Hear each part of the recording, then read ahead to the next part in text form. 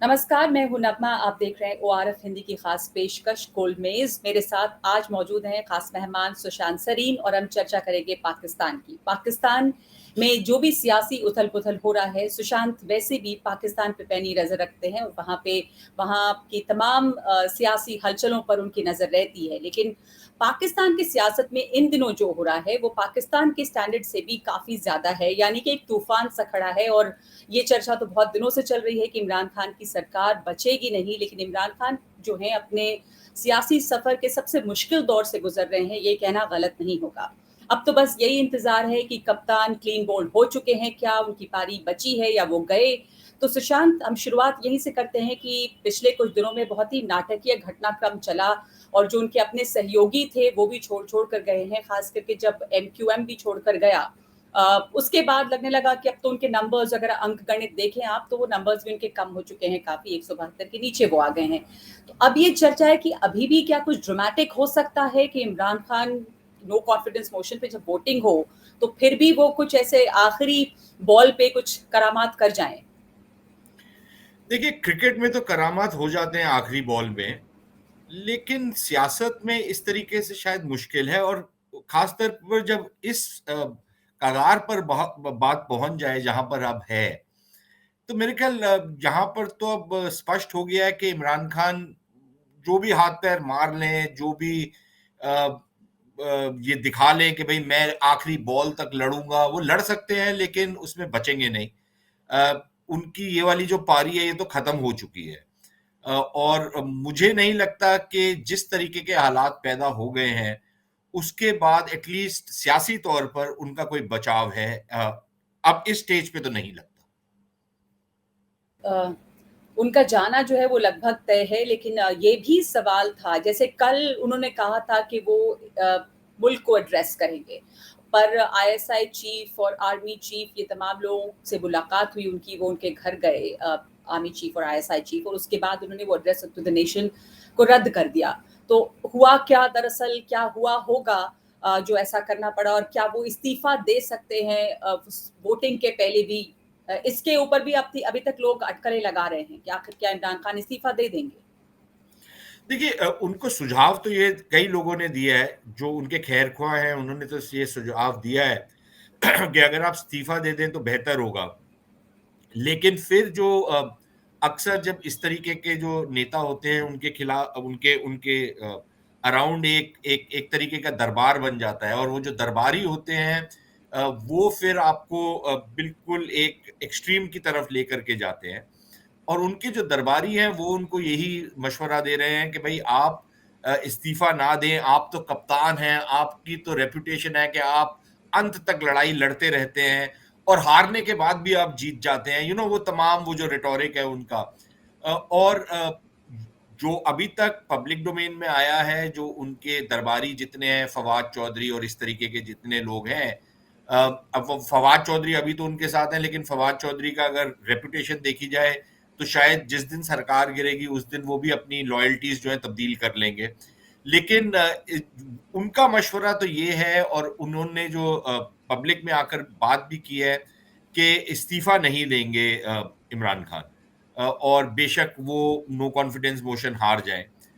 लेकिन इस पर अभी सिर्फ हम देखेंगे कि अगले 3-4 दिन में क्या होता है। अ, हो सकता है कि वोट होने से पहले वो इस्तीफा दे दे, जब ये स्पष्ट हो जाएगा कि नंबर्स जो है वो टोटली उनके खिलाफ है। देखिए, ये सिर्फ एमक्यूएम की बात नहीं है नगमा। अब एमक्यूएम तो बाद में आई है, लेकिन उससे पहले जो था नंबर गेम वो हार चुके थे, क्योंकि उनकी पार्टी के अंदर बगावत हो चुकी थी। और लगभग 2 दर्जन के करीब तो हमको पता था कि लोग जो हैं वो उनके खिलाफ बगावत कर चुके थे, लेकिन कुछ जो एस्टिमेट्स थे वो ये भी थे कि शायद ये 40 तक नंबर पहुंच चुका है। और जो कल एक मीटिंग हुई है, लगभग उसमें 200 लोग जो नो कॉन्फिडेंस मोशन को सपोर्ट कर रहे हैं, जिसमें कई सारे लोग इमरान खान की पार्टी के भी हैं, वो भी उसमें शामिल थे। तो नंबर गेम तो उनके खिलाफ बहुत पहले से हो चुकी थी। सिर्फ ये था कि क्या जो उनकी पार्टी के बागी हैं उनके समर्थन से नो कॉन्फिडेंस मोशन होगा, या जो उनके इतिहादी हैं, जो उनके अलायंस पार्टनर्स हैं, उनके समर्थन से होगा। और दो, अगर किसी एक का भी वो समर्थन ले लेते हैं ऑपोजिशन वाले, तो वो ये नो कॉन्फिडेंस मोशन को कैरी थ्रू कर लेंगे। जी। सुशांत, इमरान खान के साथ जो भी हो रहा है या अपने कार्यकाल को पूरा करने के पहले उनकी सरकार गिरती है, जो कि लगभग तय है, तो ये पहली दफ़ा नहीं है, बल्कि इतिहास जो है वो इमरान खान के साथ या पीछे खड़ा है। पाकिस्तान में तमाम वज़ीर-ए-आज़म, ज़्यादातर वज़ीर-ए-आज़म अपने कार्यकाल को पूरा नहीं कर पाए हैं और 4 साल या उसके पहले ही सरकारें गिरी हैं। तो इमरान खान से इतनी जो नाराजगी रही या उनके अपने एलाइज भी उनके खिलाफ हैं या ऑपोजिशन जो है वो एकजुट हो रहा है। बहुत मुश्किल होता है कि ऑपोजिशन बिल्कुल एकजुट हो जाए किसी एक मुद्दे पर। अब यहाँ देखिए, चाहे वो बिलावल भुट्टो हो या दूसरे हों, ये तमाम इमरान खान के खिलाफ हैं। क्या वजह रही होगी? क्या किस तरह की वजह है जो इमरान खान से इतनी नाराजगी है? एक बड़ी वजह ये भी है क्या कि जो वो सेना के चहेते थे, वो सेना के चहेते नहीं रहे? वो तो एक तथ्य है पाकिस्तान की राजनीति में। तो इमरान खान ने ऐसा क्या किया? नगमा, सबसे बड़ी जो इमरान खान की उपलब्धि है वो यही है कि उन्होंने तमाम जो ऑपोजिशन है उसको एकजुट कर दिया। लेकिन इसके कारण जो हैं, सबसे बड़ा कारण शायद मेरी नज़र में है कि इनका अहंकार जो है।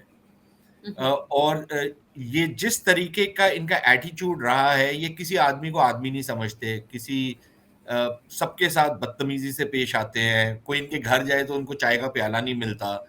तो वो एक जगह वो बात है, लेकिन उससे ज्यादा अहम बात ये थी कि देखिए, जो गवर्नेंस थी उसमें ये बिल्कुल विफल रहे। इनको आइडिया ही नहीं था। ये समझते थे कि दुनिया जो है या सरकार जो है, वो जैसे वो क्रिकेट टीम चलाते थे वैसे ही वो सरकार चला सकते हैं, और दुनिया जो है वो क्रिकेट फील्ड जो है उसी का एक एक्सटेंशन है, और ऐसी बात बिल्कुल नहीं है।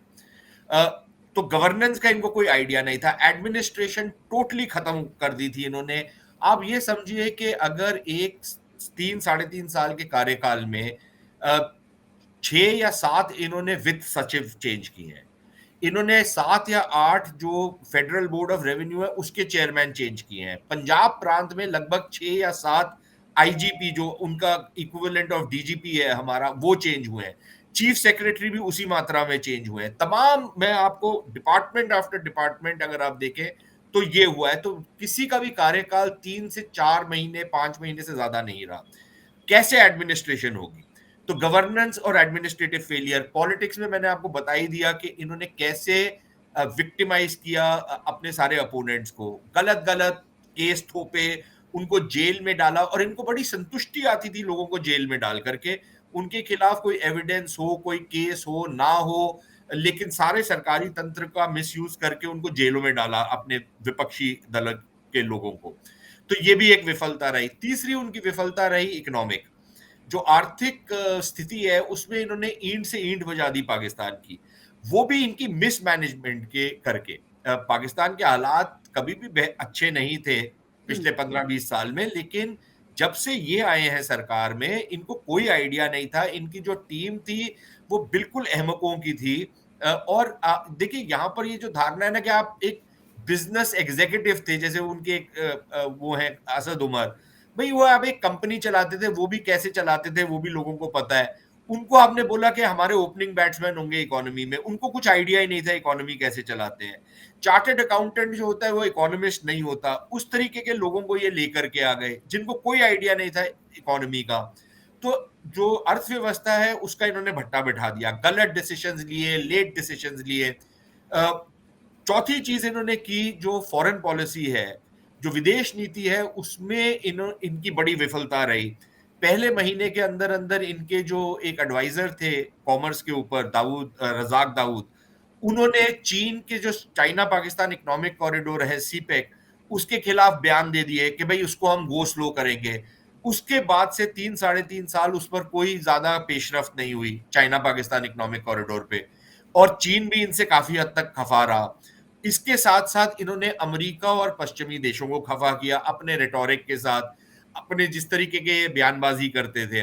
साथ ही साथ इन्होंने जो अरब दुनिया थी उसमें खास तौर पर यूएई और सऊदी अरेबिया, उनके खिलाफ भी इन्होंने एक तरीके का मोर्चा खोलने की कोशिश की। जब इन्होंने एक नया इस्लामिक ब्लॉक बनाने की बात की, उसका भी इनको खामियाजा भरना पड़ा।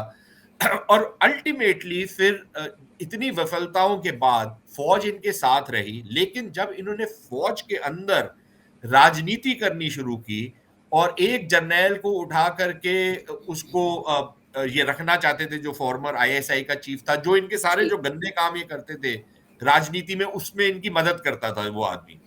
और जब उसका तबादला हुआ तब इन्होंने ये डिसाइड किया कि भाई ये मेरे को गवारा नहीं है, और उसमें जब फौज की ट्रांसफर पोस्टिंग्स और फौज के अंदर इन्होंने राजनीति करनी शुरू की, वो मेरे ख्याल टिपिंग पॉइंट था जहां पर फौज ने कहा अब इनके साथ हमारे लिए चलना असंभव हो गया। जी उसके बाद से फिर ये सारी की सारी, ये पिछले अक्टूबर में ये सारे का सारा प्रॉब्लम आई फौज के साथ इनकी, और तब से प्रक्रिया शुरू हुई।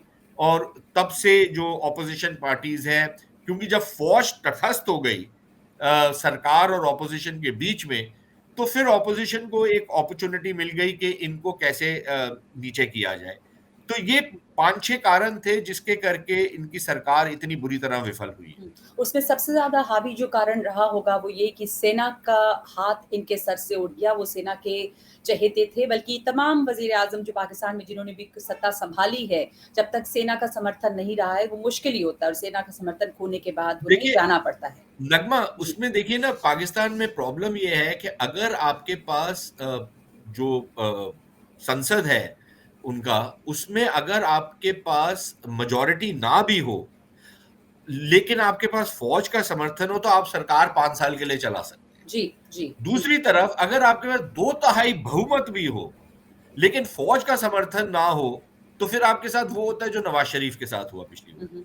तो ये बिल्कुल। एक पाकिस्तान की राजनीति की एक रियलिटी है जिसको मद्देनजर रखना चाहिए। जी, और ये भी है बहुत दिलचस्प कि फ़ौज का समर्थन किसी के साथ भी 5 साल तक रह नहीं पाया। फ़ौज इसके पहले ही हटा देती है, सत्ता परिवर्तन हो जाता है। कल ही मैं किसी पत्रकार से बात कर रही थी पाकिस्तान के, और उनका भी ये कहना था कि जब नेता बहुत बड़े बनने लगते हैं या ये समझने लगते हैं, अगर उनको ये ग़फ़लत हो जाती है कि वो बड़े हैं और अवाम उनके साथ है, तो उसी वक़्त शायद कुर्सी जो है खिंच जाती है। इमरान खान के साथ भी कुछ ऐसा ही हुआ होगा। अब फ़ौज जो है इस वक़्त कहती है कि तटस्थ है। इमरान खान ने बयान भी दिया कि जानवर तटस्थ होता है, तो फ़ौज जो है वो कितनी तटस्थ रहती है सुशांत, पाकिस्तान में अ, लोग ये भी कहते हैं पाकिस्तान के ही पत्रकार के फ़ौज तो एक पॉलिटिकल पार्टी के तौर पे है पाकिस्तान में। इस वक़्त फ़ौज का क्या रोल यहाँ पर आप देख रहे हैं?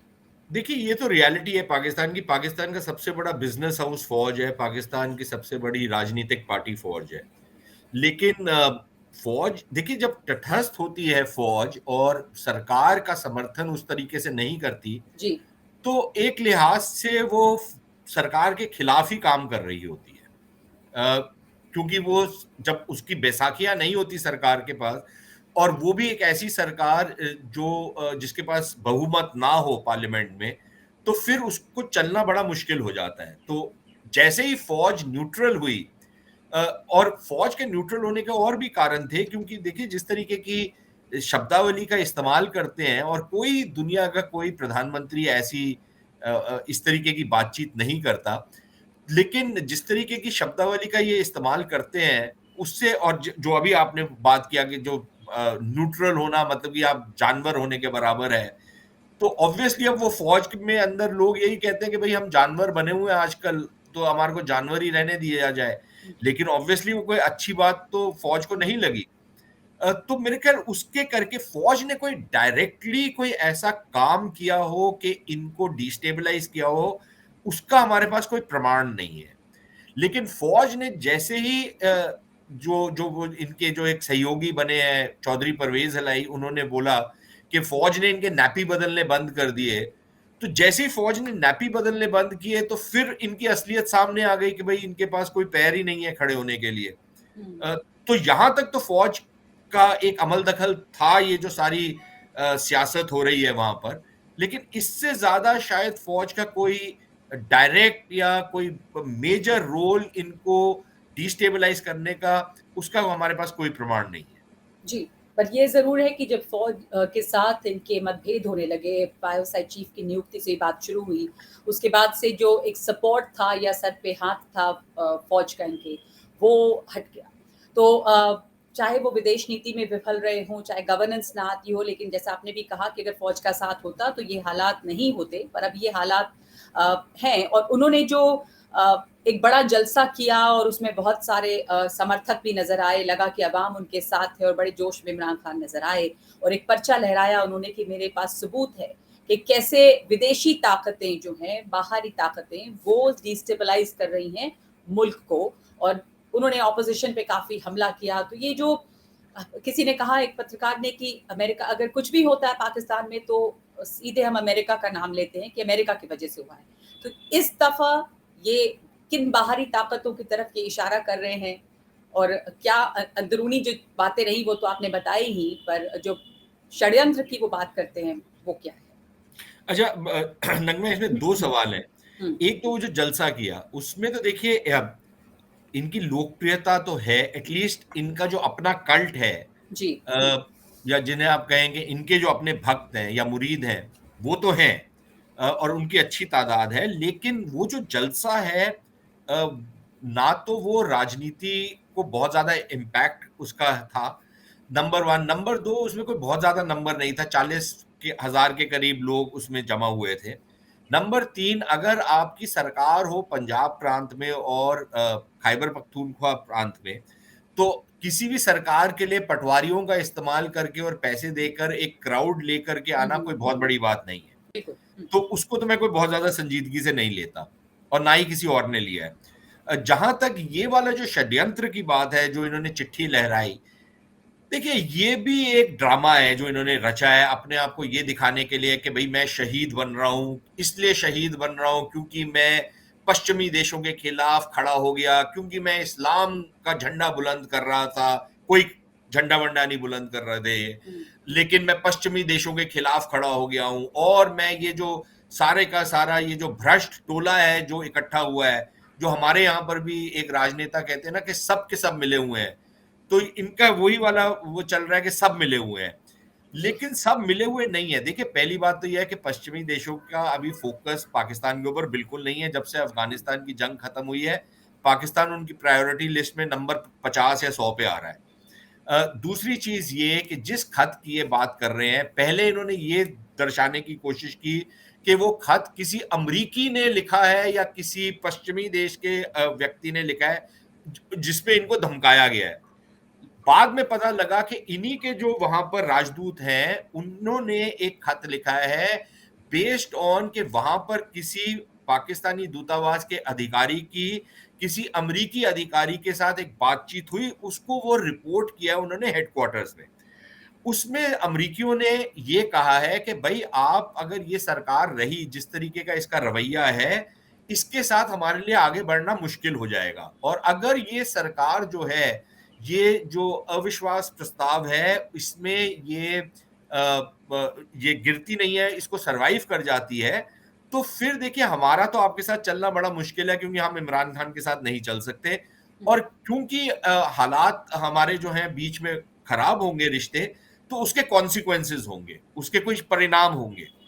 ये धमकी नहीं है, ये वैसे ही है कि जैसे इमरान खान जो है ये बदतमीजी करते हैं, गाली गलौज करते हैं भारत के साथ, या इन्होंने जिस तरीके की नीति अडॉप्ट की है भारत के साथ, आतंकवाद भी चल रहा है और उसके साथ साथ फिर सारा व्यापार बंद कर दिया, वो तमाम चीजें इन्होंने की। अब आप ये सोचिए कि अगर पाकिस्तानी जो दूतावास है उसका किसी भारतीय अधिकारी के साथ बात हो, या जैसे मैं एक अधिकारी हूं, मैं तो यही कहूंगा ना यार, जब तक ये आदमी है इसके साथ क्या बातचीत हो सकती है, इसके साथ तो हमारा कोई निभाव हो नहीं सकता। ये जब जाएगा तब हो सकता है देखेंगे कि क्या बातचीत हो सकती है, लेकिन जब तक ये है हमारे आपस में संबंध जो हैं वो बद से बदतर ही होंगे। और अगर ये रहा और इसका यही रवैया रहा, तो फिर उसके कुछ परिणाम होंगे आपके ऊपर। अब ये धमकी नहीं है, ये एक दो राजनयिक जो हैं वो आपस में एक बातचीत कर रहे हैं। एक राजनयिक ने अपनी कंट्री को रिपोर्ट किया कि मेरी ये बातचीत हुई, उसको आप ये दिखाएं कि मेरे खिलाफ एक साजिश हो रही है, सब मिले हुए हैं, और अब उनके एक नेता ये भी कह रहे हैं कि इनको जान से मारने तक की धमकी दी गई है। बिल्कुल बेबुनियाद बात और कंप्लीट ड्रामा। ये भुट्टो बनने की कोशिश कर रहे हैं, लेकिन नगमा, वो अंग्रेजी में कहा जाता है कि हिस्ट्री रिपीट्स इटसेल्फ, इतिहास अपने आप को दोहराता है, पहली बारी एक त्रासदी की तरह और दूसरी बारी एक मजाक की तरह। तो ये मजाक कर रहे हैं पाकिस्तान के साथ। जी। तो आपने भारत की भी बात की और आपने इनकी विदेश नीति जो काफ़ी विफल रही है, अमेरिका से इनके रिश्ते अच्छे नहीं रहे, चीन को भी नाराज़ किया, भारत के साथ तो ख़ैर इतिहास है कि किस तरह के रिश्ते रहे। लेकिन क्या बिल्कुल ऐसा गलत किया जो पहले भारत-पाकिस्तान के जो रिश्ते हैं, वो इमरान खान के काल में किसने किस तरह और गिरे? और अगर ये सरकार बदलती है सुशांत, तो भारत भी बहुत ध्यान से देख रहा है कि पाकिस्तान में की सियासत में क्या हलचल है। क्या फ़र्क पड़ेगा इस खित्ते में, यानी कि भारत के साथ रिश्तों में? इधर आप अफ़गानिस्तान देखें, इन तमाम जगहों पर अगर शहबाज़ शरीफ जिनका नाम चल रहा है, शहबाज़ शरीफ को अगर ये सपोर्ट मिलती है और वो शहबाज़ शरीफ जो हैं वो चुने जाते हैं वज़ीर-ए-आज़म के तौर पे, उनका नाम तो ज़रदारी साहब ने भी लिया। एक बहुत एक्सपीरियंस्ड वो एडमिनिस्ट्रेटर रहे हैं, पंजाब सूबे के चीफ मिनिस्टर रहे हैं कई दफ़ा। तो क्या फ़र्क पड़ेगा? नगमा, जहां तक पाकिस्तान का सवाल है, पाकिस्तान के ऊपर अगर शहबाज शरीफ आ जाते हैं तो देखिए एक कांटों का ताज उनके सर पर आएगा। अब वो कितनी देर के लिए अभी रहते हैं, जब तक आम चुनाव नहीं हो जाते, आम चुनाव पहले होते हैं बाद में होते जी, हैं, ये हाँ। देखना पड़ेगा। हुँ, हुँ। लेकिन एक तो उनका जो डोमेस्टिक मामला है, दूसरा जहां तक भारत का मामला है, अगर सरकार बदलती है तो देखिए एक ये जो गाली गलौज और बड़ा व्यक्तिगत तौर पर जिस तरीके के अटैक करने शुरू किए, टोटल पर्सनल अटैक, गालियां दी भारत के प्रधानमंत्री को, अ, ये कूटनीति की सारी मर्यादाएं जो है ये लांघ चुके थे इमरान खान। हुँ। अ, अगर नवाज शरीफ या कोई भी और वहां पर आता है तो ये एक्सपेक्टेशन तो है कि ये सब जो इस तरीके की बयानबाजी थी वो बंद हो जाएगी, उससे कुछ हद अगर तक। शहबाज़ शरीफ आते हैं तो। हाँ, मतलब कि शहबाज शरीफ का रवैया भारत की हुँ, तरफ कोई बहुत अच्छा नहीं होगा, हुँ, हुँ। लेकिन जबान जो है वो थोड़ी जी, सभ्य इस्तेमाल करेंगे। जी। इमरान खान तो बिल्कुल असभ्य भाषा इस्तेमाल करते थे ना। हुँ, तो एक तो ये फर्क पड़ेगा, दूसरा फर्क शायद ये पड़ेगा कि फौज भी ये, और कोशिश पहले भी हुई है कि भाई जो राजनयिक रिश्ते हैं उसको आप राजदूतों को वापस भेज दीजिए, शायद वो हो जाएगा। तीसरी चीज, पहले भी कोशिश हुई थी जब सीज फायर हुआ था भारत और पाकिस्तान के बीच में कि भाई कुछ छोटे लेवल पर ट्रेड जो है, तिजारत जो है, व्यापार शुरू हो, लेकिन उसमें भी बहुत सारी दुश्वारियां रहेंगी क्योंकि भारत ने भी जो मोस्ट फेवर्ड नेशन का स्टेटस दिया था पाकिस्तान को वो हमने खींच लिया है वापस, हुँ, हुँ। जो पाकिस्तानी आतंकियों ने पुलवामा में हमला किया था उसके बाद। जी, और हमने साथ ही साथ उनके सारे उनके जो पदार्थ हैं उनके ऊपर हमने 200% ड्यूटी लगाई है, जिसके करके उनकी तरफ से कोई यहाँ पर एक्सपोर्ट नहीं हो सकता। तो ये दुश्वारियां रहेंगी, लेकिन कुछ बातचीत आपस में थोड़ी बहुत शुरू हो जाएगी। जी। मुझे जो ज्यादा बड़ा डर, या आप समझिए जो मुझे लगता है कि दोबारा से हम वही अहमकाना कदम ना उठाएं, वो ये होगा कि पाकिस्तान की तरफ से एक संभावना ये जरूर है कि एक पेशकश होगी दोबारा से रिश्तों को बेहतर करने के लिए, और एक राजनीतिक लेवल पर एक इम्प्रूवमेंट करने के लिए। हमको उस ट्रैप में फंसना नहीं चाहिए क्योंकि अ, पाकिस्तान अभी एक ऐसे हालात में है जहां पर उनको ये उनकी जरूरत है कि वो भारत के साथ जो है रिश्तों को बेहतर करें। हमारी वो जरूरत नहीं है, और हमको कोई जरूरत नहीं है कि हम पाकिस्तान का इसमें कोई समर्थन करें जब तक पाकिस्तान कोई 3 4 5 ऐसे कदम ना उठाए जिससे हमको ये लगे कि अब की बार पाकिस्तान का जो रवैया है भारत की तरफ वो बदल गया है, और अब की बार उस बदले हुए रवैये को हम आगे लेकर चल सकते हैं, ताकि भारत और पाकिस्तान के बीच में जो रिश्ते हैं उसमें एक जी। नॉर्मलाइजेशन आए। जैसे हुँ, आम तौर पर देश रहते हैं, हर देश के बीच में देखिए नगमा, कुछ ना कुछ प्रॉब्लम्स तो रहेंगी। भारत और अमेरिका के बीच में भी है, भारत और बांग्लादेश के बीच में भी है, तमाम देशों के बीच में होती है।